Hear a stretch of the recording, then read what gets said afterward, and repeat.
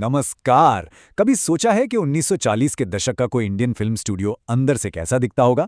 तो चलिए आज अशोक मित्रन की किताब पोएट्स एंड पैनकेक्स के पन्नों से निकलकर जेमिनी स्टूडियोज की उसी अजीब, मजेदार और इंसानी कहानियों से भरी दुनिया की सैर करते हैं।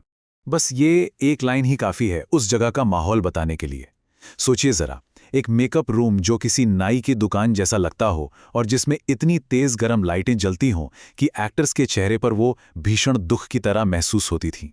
जेमिनी स्टूडियोज में कुछ ऐसा ही माहौल था।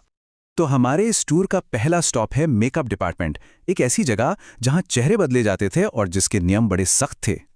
अब आप सोच रहे होंगे कि ये पैनकेक क्या चीज़ है, कहीं खाने वाला तो नहीं?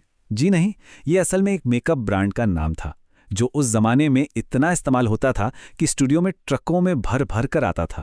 और इस मेकअप का मकसद बड़ा अजीब था, किसी भी ठीक ठाक दिखने वाले इंसान को एक भयानक लाल रंग का राक्षस बना देना। ऐसा क्यों? दरअसल इसकी वजह थी उस दौर की बहुत तेज इंडोर लाइट्स, जिनके नीचे स्क्रीन पर नॉर्मल दिखने के लिए इतना भारी भरकम मेकअप करना पड़ता था।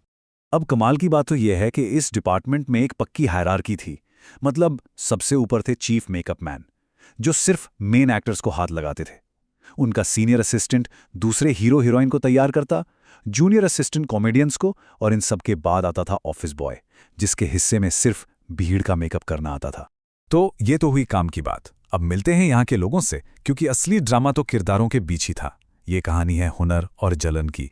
इस ड्रामे के सेंटर में थे दो लोग। एक तरफ थे कोथामंगलम सुब्बू, जो हर फनमौला थे, हमेशा खुश रहते थे और स्टूडियो में बॉस के बाद नंबर 2 की हैसियत रखते थे।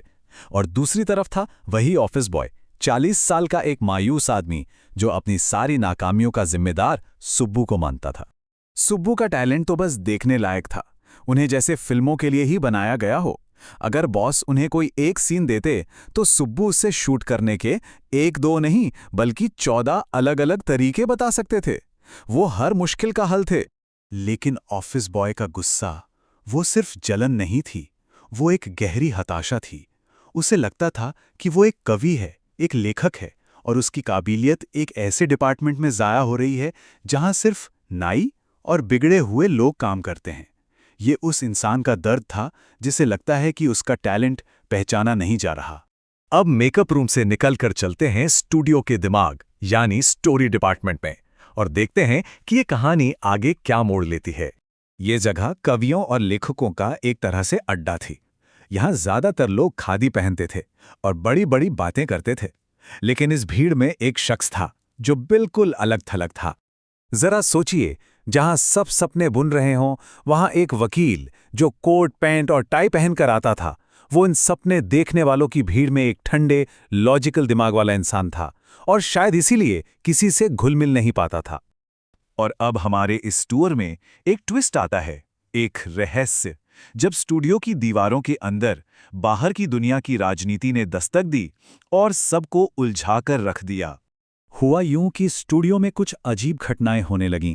पहले एक विदेशी थिएटर ग्रुप आया, फिर एक अंग्रेज कवि ने आकर एक ऐसा भाषण दिया जो किसी के पल्ले नहीं पड़ा। ये एक पहेली थी जिसे सुलझाने में कई साल लग गए। पूरे स्टूडियो में बस एक ही सवाल गूंज रहा था, आखिर एक अंग्रेज कवि का तमिल फिल्में बनाने वाले स्टूडियो में क्या काम हो सकता है? ये बात किसी की समझ से बाहर थी।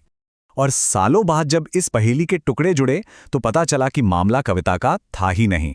असल में स्टूडियो के बॉस एसएस वासन को स्टीफन स्पेंडर के कम्युनिज्म विरोधी विचारों में दिलचस्पी थी। वो दौरा असल में एक राजनीतिक पैंतरा था। तो इन सब कहानियों का मतलब क्या है? मतलब ये कि जेमिनी स्टूडियोज सिर्फ एक फिल्म बनाने की फैक्ट्री नहीं था, वो तो अपने आप में एक छोटा हिंदुस्तान था। एक ऐसी जगह जहां देश के अलग अलग कोनों से आए लोग, उनके अधूरे सपने, उनका कमाल का टैलेंट और उनकी आपसी लड़ाइयां सब एक ही छत के नीचे थे। और आखिर में एक सवाल, कभी सोचा है कि हमारी अपनी काम करने की जगहों पर, हमारे ऑफिस में, रोजमर्रा की जिंदगी के पीछे कितने बड़े बड़े ड्रामे चल रहे होते हैं जिनका हमें शायद एहसास तक नहीं होता? जेमिनी स्टूडियोज की इस अनोखी दुनिया की सैर करने के लिए बहुत बहुत शुक्रिया। अगर ये कहानी आपको अच्छी लगी, अगर इसने आपकी उत्सुकता जगाई, तो हमें कमेंट्स में ज़रूर बताइएगा। चैनल को सब्सक्राइब करना और इसे शेयर करना मत भूलिएगा। आपकी हर एक प्रतिक्रिया हमें और बेहतर करने की हिम्मत देती है।